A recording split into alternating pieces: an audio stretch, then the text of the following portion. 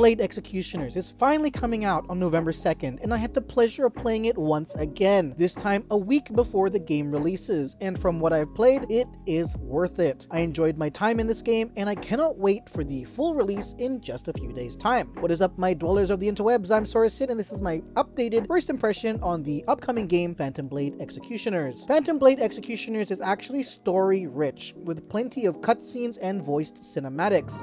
He stood in front of me. I said, "Whatever you do, she will never return." You will be able to follow along with the story pretty easily, and I did find that the story was very interesting too. There's plenty of side story quests, and these quests will give you choices. These choices do matter apparently, and will affect parts of your story as you progress. In Phantom Blade Executioners, you can choose up to 4 playable characters, 2 male and 2 female, each with their own varying playstyle. I personally like playing the 2 female classes. They fit my playstyle more than the 2 males did. There is no in-game character creator or any character customization at the beginning of the game. However, you are able to get costumes for your characters. In terms of the gameplay, there is plenty of missions you can go on. When you complete missions, you will gain points that can go into your skill upgrades. You can also mix and match the order in which your skills will be cast when you press the combat buttons. There is also the Phantom system, which is another way to increase the damage and stats of your character. Phantoms are obtained mainly through the gacha system though, so your strength will come down to how lucky you are with your rolls on the banners you're after.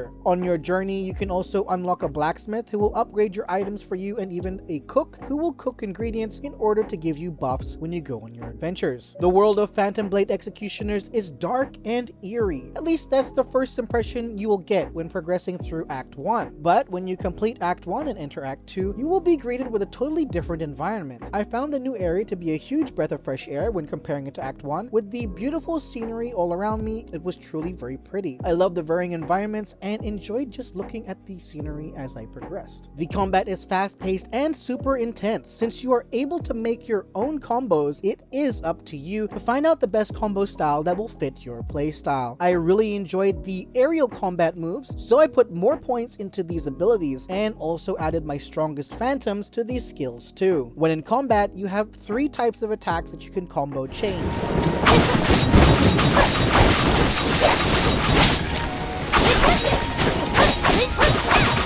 And then there's also an ultimate skill button as well. You can also dodge and block.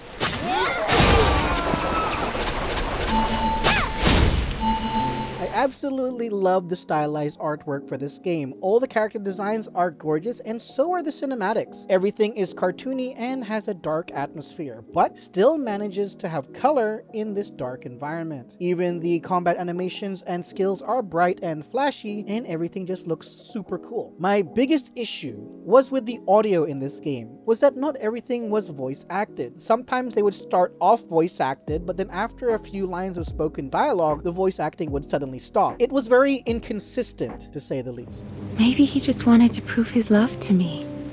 This kind of love is horrendous.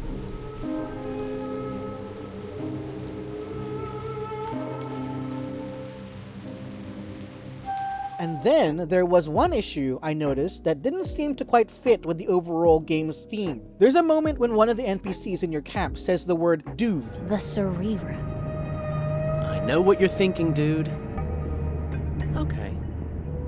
If you impress me with rare goodies, I may just tell you where the Cerebra is. But this game is set in a much older time period that would probably not know what this word even was. It threw me off when he said it. It just seemed very out of place for the themes of this game. Overall, I still love this game. I think it's going to be tons of fun once it finally releases in a few days. The action is great, the visuals are stunning, and overall the game is fantastic. I highly recommend this to everyone who loves these styles of games. So there you have it, that's my first impression on the game Phantom Blade Executioners. Thank you for watching, I'm Sorasin, have a fantastic day. Please drop a like and subscribe to the channel if you enjoyed my content, and hit that bell icon to stay up to date on all my upcoming videos. And if you're watching this on taptap.io or in the TapTap app, I hope you'll consider following my profile as well. Bye bye!